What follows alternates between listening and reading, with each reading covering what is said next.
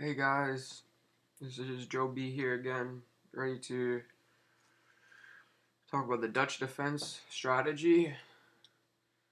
And in order to do that, I'm going over this old Morphy game from 1958, 2 years before 1960, 3 years before Bob Dylan got his big break. Morphy's an American player, Paul Morphy. Bob Dylan is an American musician. So Dylan wasn't the British invasion and Morphy wasn't the Russian invasion. But here we are learning the Dutch, the Netherlands, where marijuana is legal and so is prostitution. So here we go in Dutch defense. Right off the bat, Morphy saying in for a fight.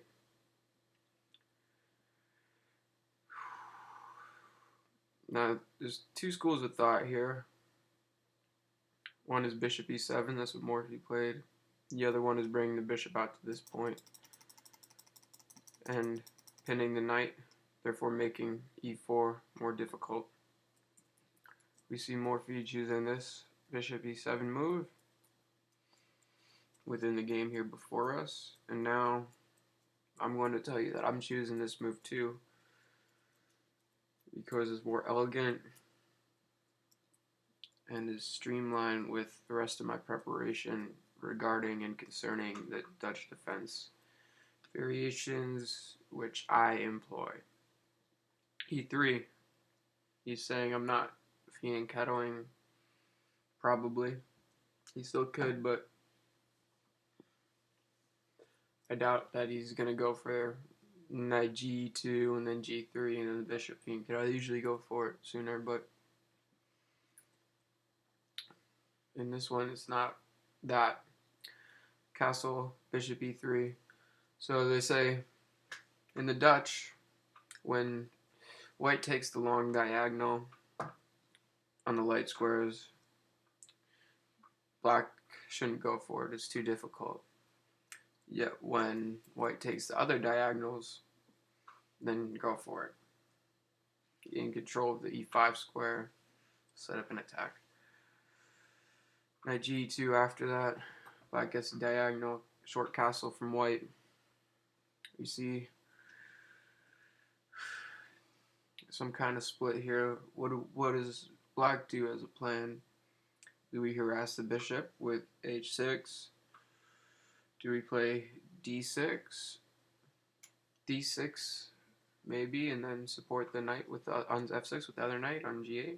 Oh no, sorry, not g8, b8. Let's see. Oh, Morphy keeping it stylish. He said I can play this move, and it's really better because the knight from g1 went to e1. So the knight still is on b8. Sees the opening, so these guys are really dancing a lot with the knights. Trading the bishops. Queen gets developed. It's not really a direct gain of tempo because the knight went out to the rim, but yet that helps support f5. If e4 is played, f5 can be played, which is interesting. Harritz decides knight g3 is best. Morphy says, I'll double the pawn, sure. And now d6. Shoring up the center and allowing the knight to get a square. f4. Preventing e5. Giving more scope to his rook. Oh, and then Morphy decides that d7 isn't the square for him. Interesting. Most players would play knight d7 here. So maybe the c4 pawn is going to become a target. The doubled pawn is advanced. That's what Corcione says. When you have weak pawns, push them. He's a world championship contender. Very good player. Played for a long time. So that's why the knight was brought to c6 to harass the bishop. Because we all know bishops are slightly better than knights. So Morphy's another one who prefers this. Take, take. But now white has another weak pawn on e3 to deal with. Queen d2, protecting it. And then, you know, the rook on a8 is brought over past b8 and all the way to e8. Oh, pressuring the pawns. They defended it, so then he's saying, okay, bring my queen to an aggressive square. That guy's like, okay, bishop out. Got a lot of scope on that diagonal, even though I'm on the back rank. Oh, the rook's coming up. Rook lift. See, the queen is in the aggressive spot. Rook's coming in to help bring home really a win. The Dutch attacks. It does. So Morphy played a little bit on a weak pawn, and then once that was defended, he said, now it's time for the attack. Interesting. Queens are threatened to be exchanged. Morphy says, no, I like my attack. I'll keep these on the board. And since the bishop is all the way to the end of the board, it's not going to be that strong against my queen here. I'll celebrate that bishop's position and enjoy these light squares. And let's not forget about the bishop on b7. Harritz has to be careful of Morphy's bishop and rook coordination. You know, that geometry on the g-file and that long diagonal can end up biting him, especially because his bishop's not coming to defend that square anytime soon. It's all the way back. See, he's saying, okay, I won't deal with it. I'll advance my pawn with tempo. Yet, I know I'm going to have to deal with these mate threats that you're coming up with. Bishop's blocked off, but now there's a mate threat. H1. Queen comes up. Morphy says, I'm not trading. I noticed that you created an escape square and you want to abandon ship, yet that would open up your rooks for the H-file, which are cleverly connected. Maybe not so cleverly. Oh, we got A3, knight back to A6. See, that's so the knight can't jump into the C5 square right here. You know, so we like that. Square. Ergo b4 is played to take the square away. And now a rather long rerouting process for the knight is shown here. And let's not forget the bishop is kind of facing a solid wall here. So maybe the bishop will be rerouted first. Let's see. Oh, knight's rerouted. You know, they're little pieces. They don't go too far. Let's activate them properly. Both knights rerouted a bit. Morphy defended the f5 square with g6. You know, it's hard sometimes to decide when to defend that and when not to, and when to play the g6 move. That's one of the things people know how to play the Dutch really well. They know when to play g6 and when to not defend g6. Sometimes it's sacrificed. You know, the king says, I'm abandoning ship, going to the other side.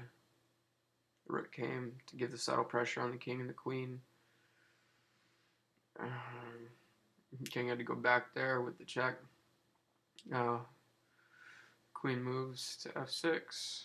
Rook trades. This dude's trying to trade and get to an endgame, even though he has a weak pawn. Well, if he has no weak pawns. We saw in the beginning Morphy doubled the pawns. Now he has a backwards pawn to target, which is targeting Queen h3. Everybody probably saw that one come in. You know, going against the weak squares. You guys know. Knight. Oh, knight's going for a tasty rerouting, or is it? What's the knight doing? That's a little bit of a mystery maybe right now. Knight came back. Queen traded. Morphy's going for the endgame. He's saying, hey, pretty sure I can win this one. You got that weak pawn.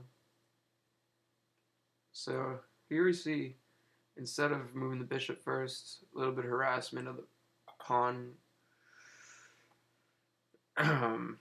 set up on the queen side.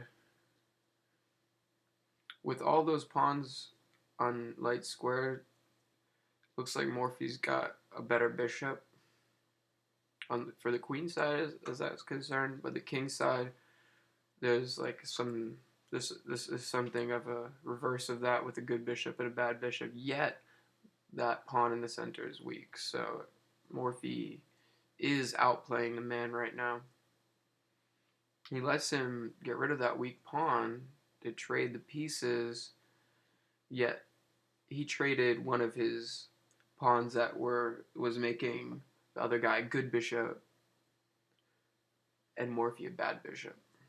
That pawn exchange on e4.